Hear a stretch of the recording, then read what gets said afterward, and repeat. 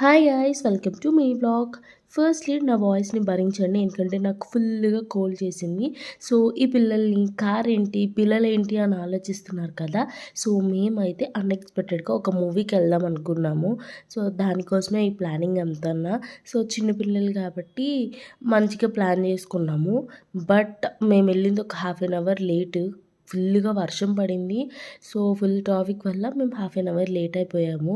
So మేము వెళ్ళి అదే థియేటర్కి వచ్చి కొంచెం సెట్ చేసుకున్నాం అనమాట. చిన్నపిల్లలు కాబట్టి అంతా కూర్చుని వాళ్ళందరికీ సర్ది చెప్పుకున్నప్పటికీ అసలు చాలా లేట్ అయిపోయింది.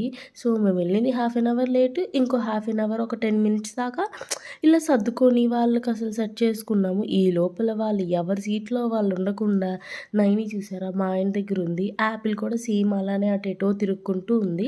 సో ఇలా వచ్చి కూర్చున్నాము, అలా బ్రేక్ వచ్చేసింది.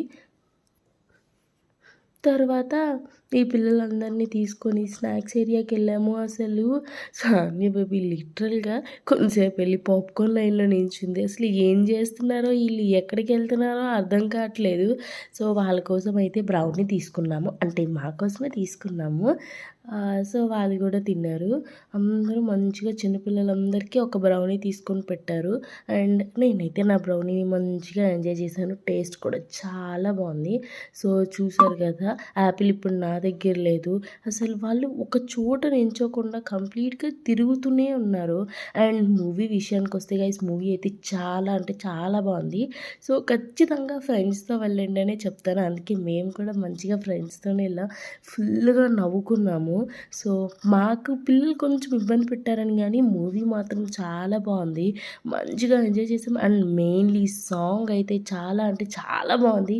తలుచుకుంటుంటూనే నవ్వొస్తుంది. సో లిటరల్గా మేము మూవీకి లాస్ట్ సాటర్డే వెళ్ళాము, ఇప్పటికీ సాంగ్ చూస్తే నవ్వు వస్తూనే ఉంటుంది.